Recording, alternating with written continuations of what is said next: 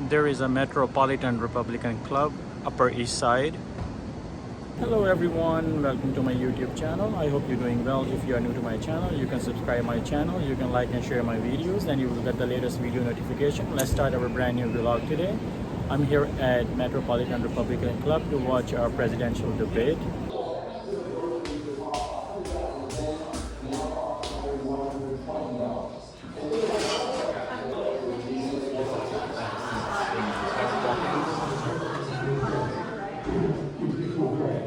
We have an economy over football.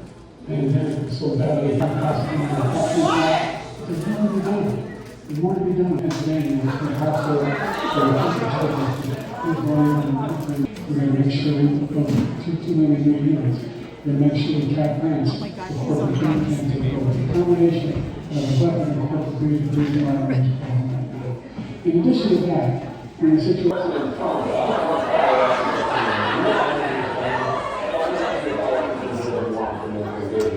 is now in its third year.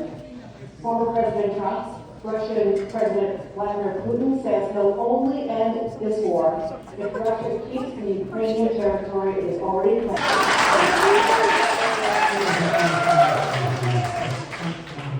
We're in a situation where just already said I'm going to take 5 days. Before I take office on January 20th,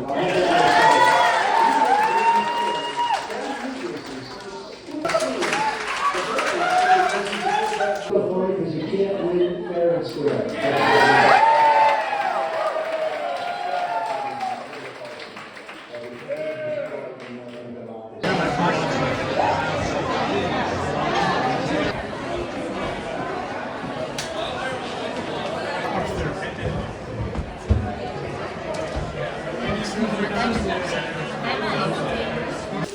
And all the chips on here is still the rings. Wow. We mentioned the laptop, we mentioned what. Because I said, look, this president in the history of America. And we have all things done.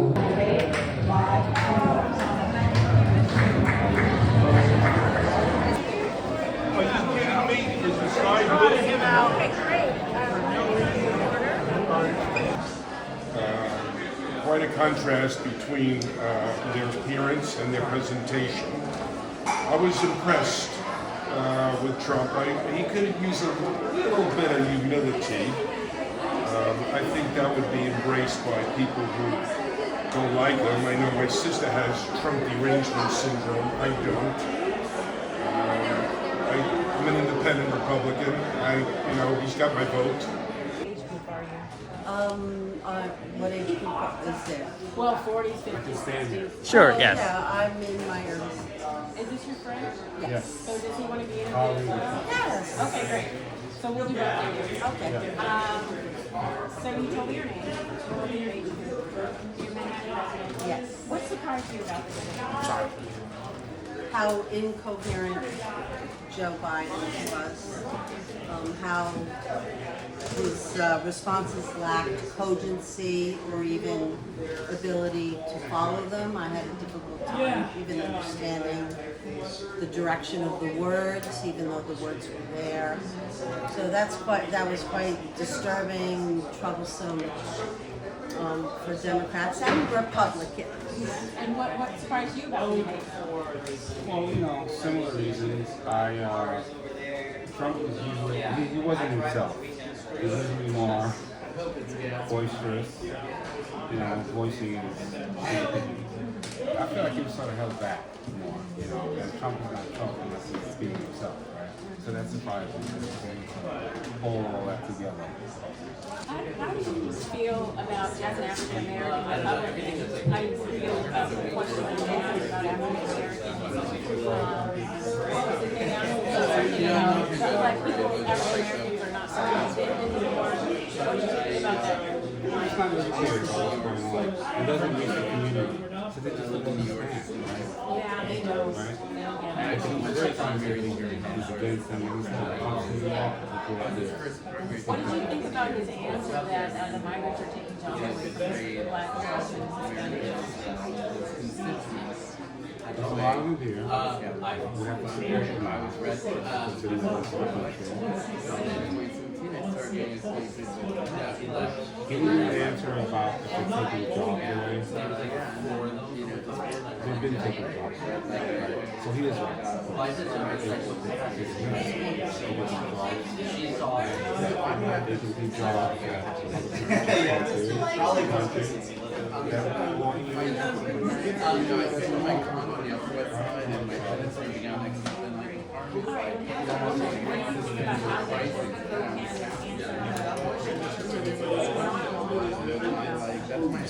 Oh, I know. It's my I would say that it's rare that a man really understands the English.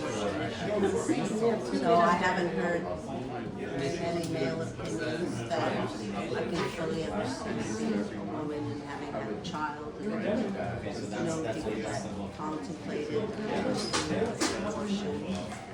And last question for you, both of you. What do you think about the insults that they trade? You don't have an opinion? I thought it was mild. It's a personal. It's kind of, It is what it is. it was mild. I mean, It's to be expected, I guess. yeah, I mean, Two people going at it. a little petty maybe, but it could have been bombastic. It could have been disclosed. What do you think why? Oh, absolutely. Donald. I don't even, I think everyone should be embarrassed by Joe Biden's He was mumbling. performance. I think his whole party should be shamed. About the debate. What surprised me? Great question, because I don't think that much surprised me. I think Biden was stumbling throughout his debate. Trump knew what he needed to do. He knew he needed to be clear about the issues and about his position and remind the American people what makes America great, what makes his administration great, and he did that today. Whereas Biden, he wasn't there. He wasn't completely coherent. He basically reminded us that his administration is basically doing the same thing, and he really won't change anything in his leadership. And that's what happened today. What would surprise me is if it was true that Biden was given some miracle drug and he would perform well. That would be surprising, but he didn't surprise anyone today.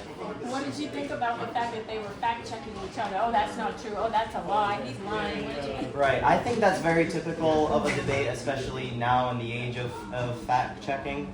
I'm glad that the moderators actually didn't really step in. They only stepped in when they thought the candidate wasn't answering the question. But they kept their role as moderators, and they didn't fact-check either Joe Biden or President Trump. So I thought that was pleasant. So what age range are you? I am 25 to 30 years old. Okay, as a young person, what was the most pressing issue you felt that they talked about? As a young person, I would say inflation. Definitely, as I grow up in my career and try to make more money, I want to buy a house one day and raise a family. And as a young person in the city of New York, that's very difficult, incredibly difficult. President Trump's administration proved that the economy was better for everyone, not just for the rich, not just for the poor, but for everyone. Biden, inflation is hurting literally everyone, and the Trump alternative is better. What did you think about the insults that they were trading? Again, typical of a debate. I think Trump's insults are creative, more sharper. Biden's insults felt a little flat, but nothing I wouldn't expect. Okay, and your first and last name? Sebastian Balasov. That's Balasov. And Sebastian is Sebastian. And do you live in Manhattan? I live in Brooklyn. Okay. Thank you. Anything else you want to add? That's all. Okay, thanks. Oh, he left Yeah. us. Hi, how are you? I'm good, thank you. What's your name, please? Antica Black, And where are you from? from San Francisco originally, Newport Beach in between, and New York now. Very nice. And what do you think about debate tonight? So, I was very sad to see elder abuse, and that's how I look at our president. This is just so heartfelt. My parents are gone, and they were never ever in the condition that our president of the United States is in, and it breaks my heart that the powers that be are forcing him to put himself on stage and just, evaporate. I would like to see, I will tell you, I said this during the debate, I would like to see the transcript that was shown to us on the screen with the words that each of the candidates were stating. And if you looked at what President Biden was saying, half of his words were not words. They were unintelligible. And this is sad. After 1 week at Camp David, our president cannot formulate words. And it makes me very sad. In addition, I will say, I'm a huge Trump supporter, to just be very fair. But I support the President Trump. I don't look at the personality of Trump. And I think that's really important to separate. No one is perfect, but that presidency for 4 years was as close to perfect as I have seen in my lifetime. And honestly, that includes President Reagan, because we were in no wars. Minorities had never had it so fair and right to just be themselves and work and proliferate and be successful. And I loved all of that. And we got our Supreme Court closer to fair, but I'm afraid they are under such political pressure. It's a real problem. And we're not seeing the people who they should be. And that's a big concern. I have one more question. What do you think, your life was better 4 years ago, or you're better now? There's no doubt. There's no doubt.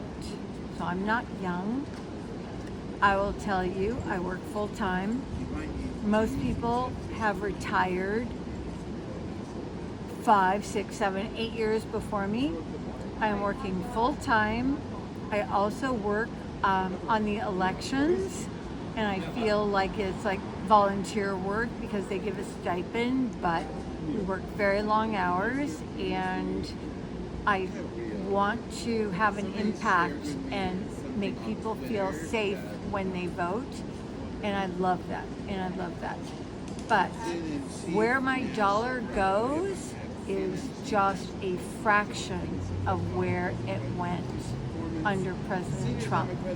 And then if I could just say, in New York City, and I know it's in all cities right now, this is a very sad time for us, because we are outnumbered by the people who are illegally crossing the border.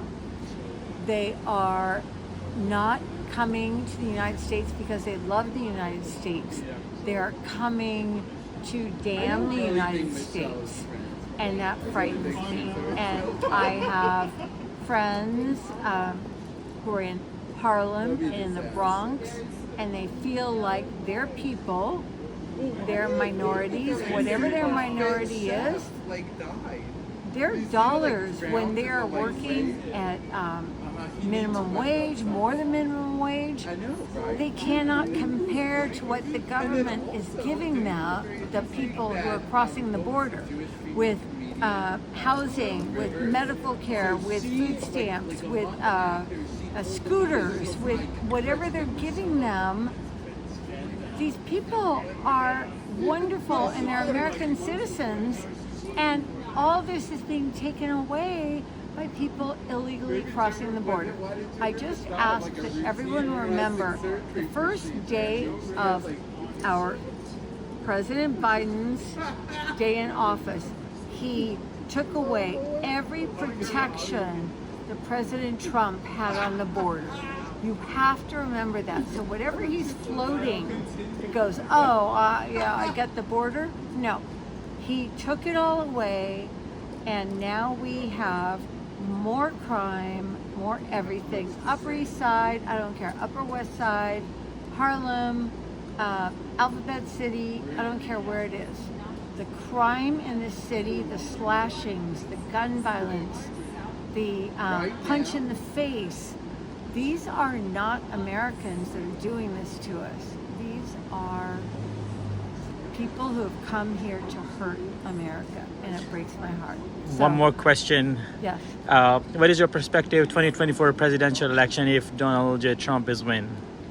So, if we can avoid all of the things in place by the Democratic Party to overturn the election and illegally acquire the election, I believe that on a dime he will be able to turn things around, because on his first day he can close the border. He can also stop all of those say university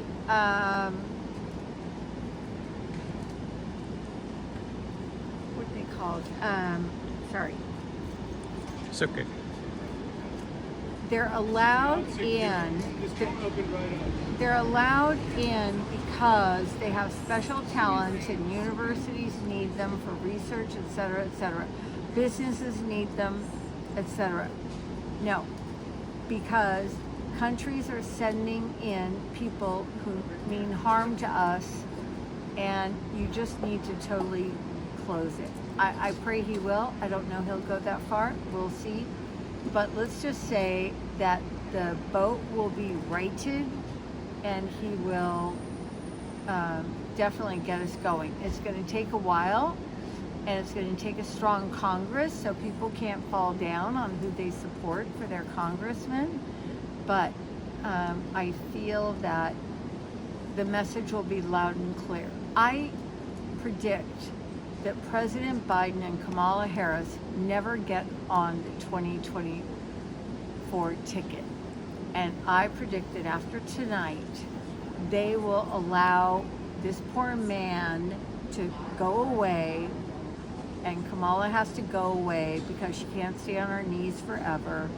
And I feel that they will replace them at their convention, and I don't know who that's going to be, but I still don't think that America believes anyone can save the country.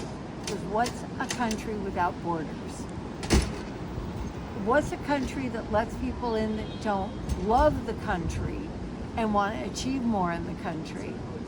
And I don't know who those two will be, because neither one will be on the ticket in my mind.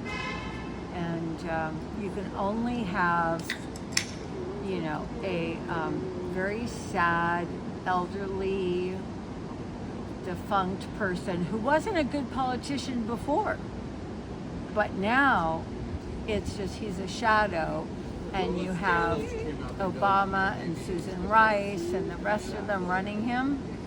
And no, they're going to put someone else in the place, and they'll still run, but it'll be Trump if there is any ounce of reality in our election. One last question. Another last question. I love this. What about inflation? So what about it? So let's look at what it was under Trump. I don't have the number in my mind, but I can tell you, when I go to the supermarket,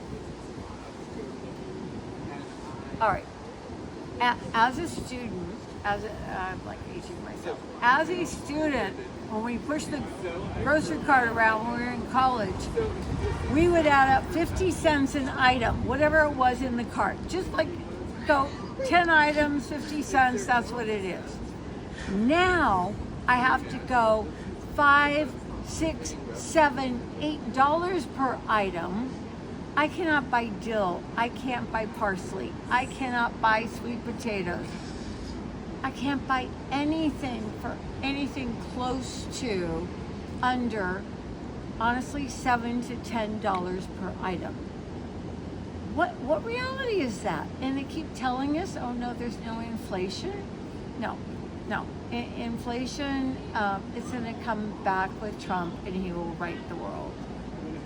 You think inflation was better 4 years ago, or just like now? Like, what is difference between when it was Trump and then it was Joe Biden? So it took about a year under Biden to get progressively worse, and that was because of the shutdowns, etc. And that was really, really hard for everyone, right? And they like to blame it on the transit, availability, et cetera, but they created their own monster because they didn't trust that the United States had a way to make the flu, the pandemic, the flu, better. And unfortunately, they killed so many people by misrepresenting what this was. It's very sad. It's just very, very, very sad. And I don't think you can leave out the medical community, which has cost us so much. I mean, I ran into nurses who came from other states to come work in New York during the pandemic. And I was like, oh, God bless, thank you so much. Well, they were getting $10,000 a week to come work in New York City. Our nurses didn't get $10,000 a month to work in New York City. And this is what they did. So, no, it was all so wrong. It was all, they killed our elderly, they killed our young, and the vaccines are going to linger in us forever. And I never would have gotten one if I could have gone out to dinner with my children without a vaccine. But they just insisted, and then it turned out that after 3 months back to work, even my job was not going to allow me to work if I did not have the vaccine. And I have lifelong problems because of the vaccine. So what's it cost us? They don't even know right now how bad this is. It hasn't ended. And will it continue under President Trump? Will we be suing the government? Will we be suing the pharmaceutical companies, even though they got dispensation supposedly? I don't know, but it's very sad, and I just feel badly for anyone who's been ill-affected by the vaccine. And I say no more. Thank you so much for your time. If you like this video, it's time to go home. See you next vlog. Bye.